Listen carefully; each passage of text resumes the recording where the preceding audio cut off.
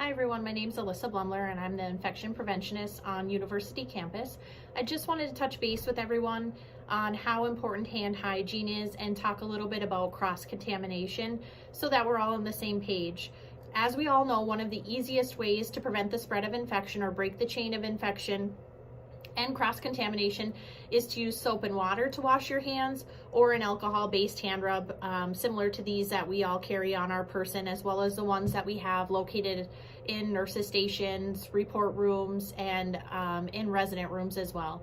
So the biggest takeaway from all of this is making sure that everyone understands, if you're wearing gloves to clean something, if you're wearing gloves to take care of a resident, or to take an AccuCheck, or anytime you're putting gloves on, the immediate action you need to take following removal of your gloves is either washing your hands with soap and water or using that alcohol-based hand rub immediately upon removing them. That's the important factor. You shouldn't be touching or grabbing anything else in between or going to any other task until you've washed your hands, or use alcohol-based hand rub. And basically, kind of in a nutshell, we call that hand hygiene. So whether you wash your hands or use an alcohol-based hand rub, but something needs to be done immediately removing those, whichever one you prefer. If your hands or your gloves are visibly soiled, then you need to use soap and water. If they're not visibly soiled on the gloves, then you can use an alcohol-based hand rub. There are some other instances where you'd have to wash your hands depending on the infection a resident maybe has. But I'm not going to elaborate into detail on those. Some of you may be asking, what is cross-contamination? What exactly does that mean?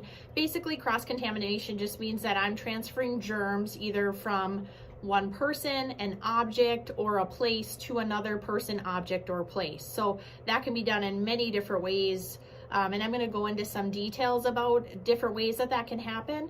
So, just think of all the items you touch on a daily basis: your phone, keys, doorknobs, light switches, equipment that you're using, and think even at home, all the items you're touching. So the time we need to complete hand hygiene is often and very frequent, especially at work. So potential situations that could lead to cross-contamination would be, if you're a CNA, you're completing cares with a resident, you remove your gloves, but you don't do any hand hygiene. You leave the room, you go to the kiosk, you grab your pen, you're touching your ADL, and you don't use any sort of hand hygiene in between there. You could be cross-contaminating germs to the kiosk, to your pen, to your ADL, to the lift, to the next resident. So it's important anytime you're removing your gloves that you complete hand hygiene.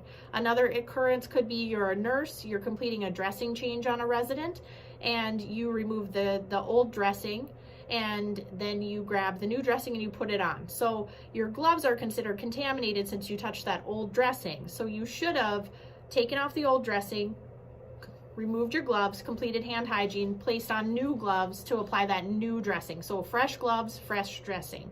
One of the other occurrences, for an example, would be you're an EVS staff member, you finish cleaning a toilet with a scrub brush, but you don't remove your gloves after that, and you grab a towel or some other cleaning device and go to start cleaning the resident's sink in their room. The expectation would be that you would remove your gloves, complete hand hygiene before you'd go anywhere else in that room to do any other tasks.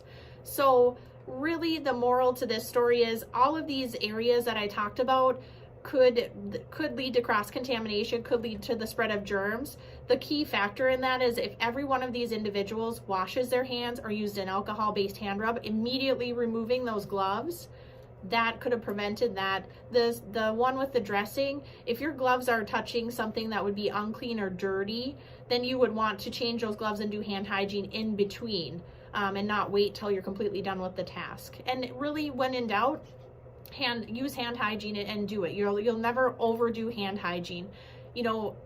Everybody needs to focus on infection prevention, and everyone needs to be doing it correctly. And that's why I wanted to send this out so we're all on the same page. If you're entering a room, you should be doing hand hygiene for yourself, offering it to the resident. Upon exiting that room, you should. And then anytime in between glove changes or anytime you feel it's necessary in between leaving that room as well. When you're cleaning items, you want to do the cleanest area of the item to the dirtiest. So for example, if you're wiping down a lift and you notice the legs are very dirty, you'd want to wipe down with the lift, and then wipe down the legs of that lift last if they're the dirtiest part. on there, because we wanted to go from clean to dirtiest. And then obviously you'd remove your gloves and complete hand hygiene after completing that. Shared equipment, again, walkie-talkies, kiosks, nurses station, offices, they all need to be wiped down and cleaned routinely to prevent any cross-contamination. And again, you know, it takes everyone to keep our staff and residents safe, so it's a priority and something that everyone needs to be focused on. And I just wanted to reach out and remind people of the importance and the standard that we have. If you have any questions, don't hesitate to reach out to the DON at either campus. Thank you.